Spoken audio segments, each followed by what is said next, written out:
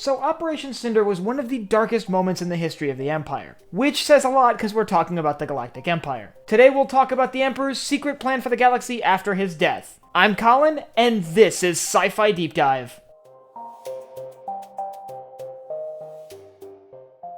Remember, if you enjoyed this video, to head down below and hit that subscribe button. So as many of us know, the Emperor's death at the Battle of Endor throws the galaxy into chaos. Having not set up a proper line of succession, there's debate among Imperial officers as to who is to succeed the dead Emperor. And while the Emperor didn't set up a proper line of succession to occur after his death, he did set up a series of orders to be issued immediately following his demise. In short, Operation Cinder is a plan put in place by the Emperor to punish the galaxy for failing to keep him alive. It involved the destruction of worlds that were both loyal to the Empire and the Rebel Alliance, believing obviously that rebel worlds had betrayed him, and that the worlds loyal to the Emperor had failed to be loyal subjects since their Emperor had died. So let's talk about what Operation Cinder specifically was, though. So following the Emperor's death, a series of droids were sent out to various Imperial commanders. These droids were programmed to deliver the orders for Operation Cinder only to specific Imperial officers, who would then lead their troops to begin collecting the equipment needed to carry out the assault. In most cases, this equipment included a large number of weather control satellites. These weather control satellites could heat the atmosphere and generate storms which would devastate the worlds below. And the plan was to move these satellites to various worlds, turn them on, and basically wipe out a massive swath of the galaxy.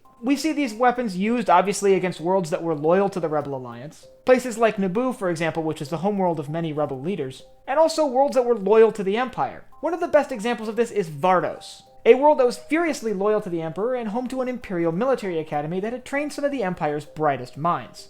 So with the weather satellites in place over worlds like Vardos, they were turned on and storms began ripping these worlds apart. Now this caused a major moral crisis within many who served the Emperor. After all, only the higher-ups had received the orders from the Emperor, and many of the crews of the Imperial warships involved or soldiers on the ground had no idea what they were actually doing. It caused a lot of loyal Imperial soldiers to sort of question their loyalty to this faction. After all, they spent much of their careers with the Empire attempting to maintain stability in order to protect these worlds, and now they're being ordered to turn their weapons against these people that they had spent their entire careers protecting. This led to mass defections, and ultimately accelerated the collapse of the Empire. But while the first wave appeared to attack Imperial loyal worlds, the second wave appeared to primarily target rebel worlds. We see Imperial forces assaulting worlds like Naboo in an attempt to install these satellites in orbit. However, in a lot of cases, the New Republic was able to repel these attacks, mostly from intel gathered from Imperial defectors, who had tipped off the New Republic about coming Imperial attacks and their intentions of utilizing these weather control satellites.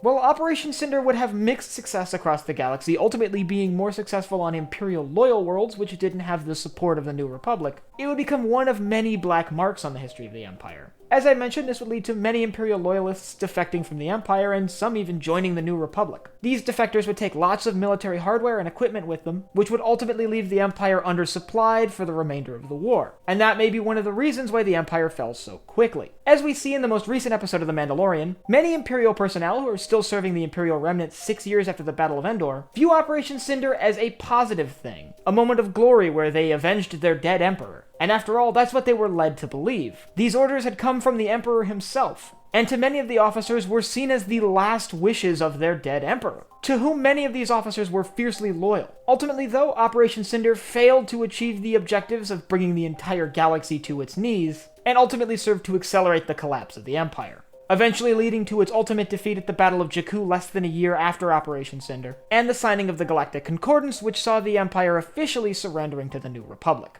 But Operation Cinder is just one of the things that contributed to the pure chaos of that year following the Battle of Endor, with the Empire being thrown into complete disarray following the Emperor's death, and the rise of the New Republic as a real galactic power. It is arguably one of the most interesting periods of the Galactic Civil War. If you want to learn more about that last year of the war, and specifically what happened between the Battle of Endor and the Imperial surrender at the Battle of Jakku, I'll leave a link up here to my video on that. And I want you to let me know down in the comments, if you were an Imperial officer witnessing Operation Cinder happening before your very eyes, would you have remained loyal to the Empire? Did it seem like a necessary action following the Emperor's death? Or does it seem like the Empire is going too far and straying from the values that you would have signed up for? And last but not least, if you enjoyed this video, head down below, hit the like button, the subscribe button, and the bell icon so you get notified when I upload new videos. So for Sci-Fi Deep Dive, I'm Colin, and I will see you next time.